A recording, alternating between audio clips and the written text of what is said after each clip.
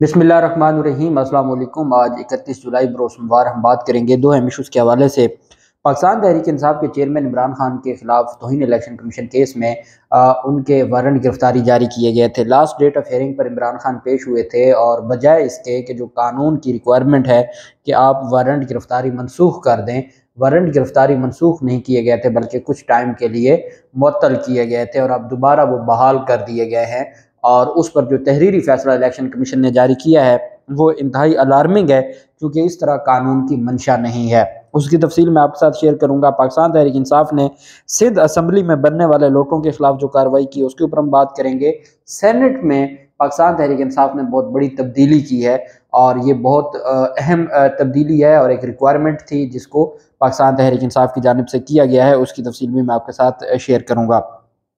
सबसे पहले और मैं आपको बताऊंगा कि पाकिस्तान तहरीक इंसाफ के साबिक एमएनए जिन्होंने कुछ दिन पहले वो ना सिर्फ गए थे परवेज़ खट्टक की जमात में और वहाँ जो पार्लियामेंटेरियन बनी है वहाँ शरीक हुए थे और पाकिस्तान तहरीक इंसाफ ने शोकाज नोटिस जारी करके उनकी रुकनीत ख़त्म की थी। उन्होंने अब एक प्रेस कॉन्फ्रेंस की है और उन्होंने कहा है कि मैं पाकिस्तान तहरीक इंसाफ का हिस्सा हूँ और मैंने कभी पाकिस्तान तहरीक इंसाफ को नहीं छोड़ा था, लेकिन ये सारा कुछ ज़बरदस्ती करवाया गया, तो वो भी मैं आपके साथ शेयर करूंगा। एक अहम डेवलपमेंट हुई है और एक खुशाइन डेवलपमेंट है।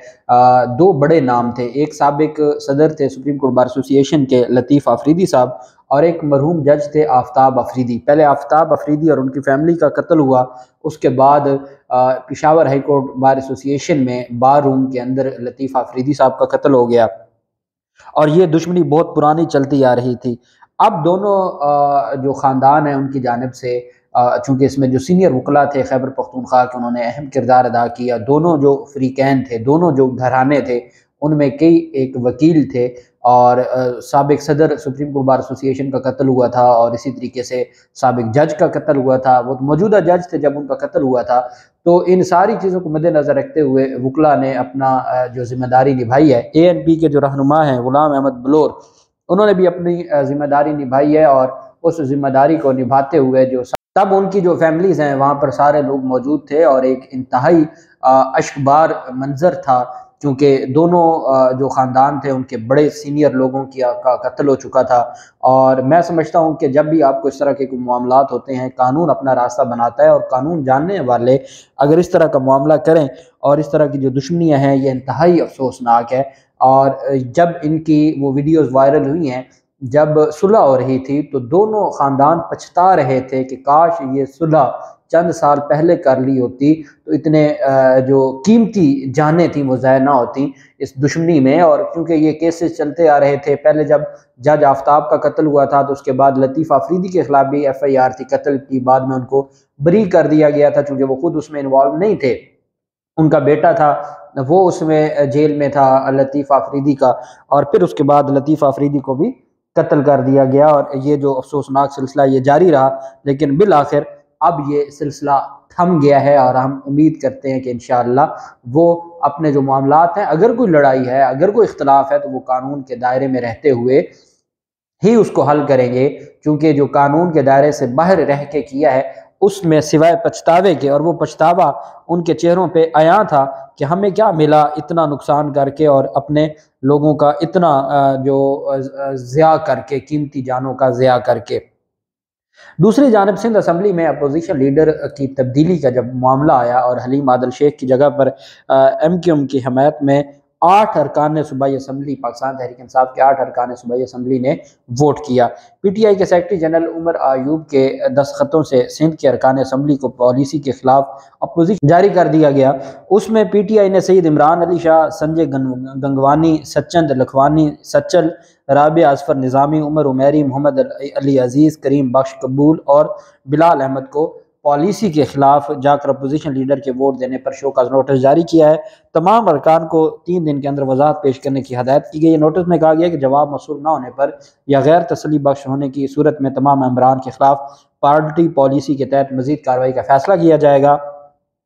और PTI के 9 अरकान MQM की रायना अंसार के हक में दस्तखत किए थे। उन्होंने MQM के 20, PTI के 9 और JDA के 10 अरकान की हमायत हासिल है और वो सूबाई असम्बली में پہلی خاتون اپوزیشن لیڈر ان کو بنوایا گیا، اور وہ پاکستان تحریک انصاف کے ووٹوں سے ہی بنی، اور پاکستان تحریک انصاف کے لوگوں نے ہی ان کو ووٹ دیا۔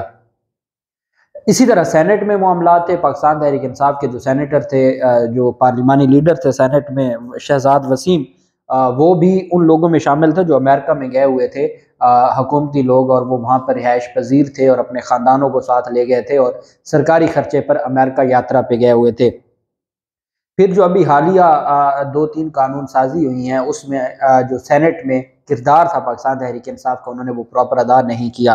پاکستان تحریک انصاف کو یہ لگتا ہے کہ حالیہ آرمی ایکٹ میں جو ترامیم کی گئی ہیں، اور اس میں عمران خان کو فکس کرنے کے لیے انصار عباسی کے الفاظ ہیں کہ آرمی ایکٹ میں ترامیم کی گئی ہیں عمران خان کو فکس کرنے کے لیے، 18 ترامیم کی گئی ہیں، اور ان کی منظوری کے وقت سینٹ میں ان کی منظوری کے وقت جو پاکستان تحریک انصاف کے سینیٹرز تھے، ان کا جو کردار تھا وہ درست نہیں تھا، جس کی وجہ سے پاکستان تحریک انصاف کے چیئرمین عمران خان نے باقاعدہ طور پر ایک انکوائری کمیٹی بنائی، شبلی فراز کی سربراہی میں وہ انکوائری کرے گی، اور ساتھ ہی جو پارلیمانی لیڈر کا عہدہ ہے وہ بیرسٹر علی ظفر صاحب کو دے دیا ہے۔ یہ کام شاید پہلے کر لیتے پاکستان تحریک انصاف، اور اتنے تگڑے وکیل کو جو ان کی وکالت اور ان کا جو بیانیہ ہے اور ان کی جو ترجمانی ہے وہ بہتر انداز میں کر سکتے تھے۔ سینٹ میں بہت دھیمی ان کی شخصیت ہے، اور وہ دوسری طرف جو حکومتی لوگ ہیں ان کو بھی قابل قبول ہے، چونکہ وہ ان کا جو کوئی کریکٹر ہے متنازع نہیں ہے۔ اب جو پاکستان تحریک انصاف نے ان کو بیرسٹر علی ظفر صاحب کو ایک دن پہلے ہی پارلیمانی لیڈر مقرر کیا ہے، اور منظوری کے بعد انہیں سینٹ میں پاکستان تحریک انصاف کا پارلیمانی لیڈر مقرر کیا گیا ہے۔ ان سے پہلے جو ڈاکٹر شہزاد وسیم تھے ان کی جگہ پر اب ان کو پارلیمانی لیڈر مقرر کیا گیا ہے، اور یہ بہت خوش آئند ڈیولپمنٹ ہے، اور یہ ایک تگڑا کھلاڑی ہے جو پاکستان تحریک انصاف نے اتارا ہے میدان میں۔ کس مقصد کے لیے؟ مقصد صرف یہ ہے کہ وہاں پر آئین اور قانون کی پاسداری کی جائے، اور جو پاکستان تحریک انصاف کا موقف ہے اس کو ریپرزینٹ کیا جائے۔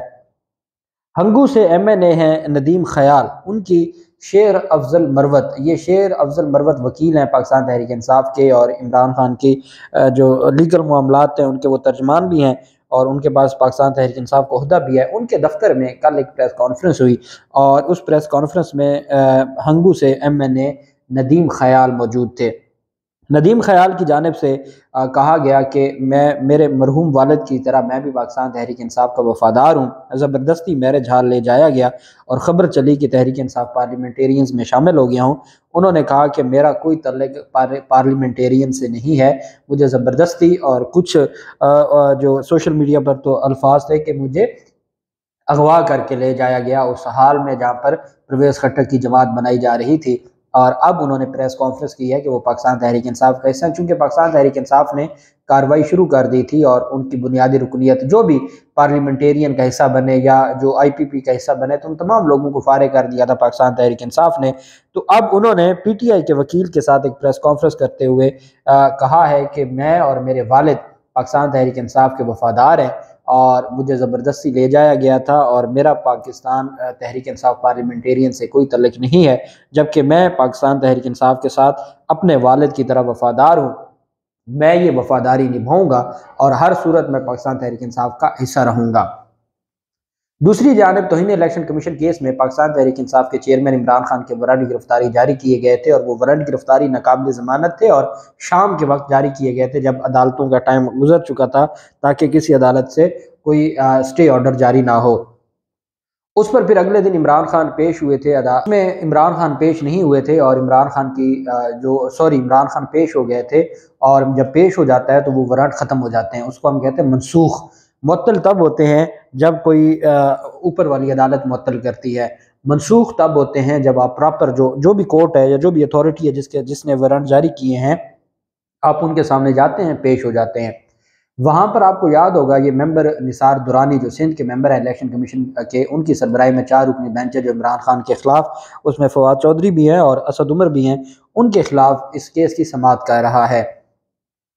انہوں نے یہ اعتراض بھی اٹھایا تھا ایس ایچ او مارگلا کے خلاف کہ آپ نے عمران خان کے جو وارنٹ ہیں اس کی تعمیل آپ نے وکیل کے ذریعے کیوں کروائی، آپ نے عمران خان کو ڈائریکٹ کیوں نہیں جا کے وارنٹ دیے۔ بہرحال پاکستان تحریک انصاف کے وکلا پیش ہوئے، عمران خان خود پیش ہو گئے، عدالت میں حاضری لگ گئی، اور 2 اگست تک سماعت ملتوی ہو گئی۔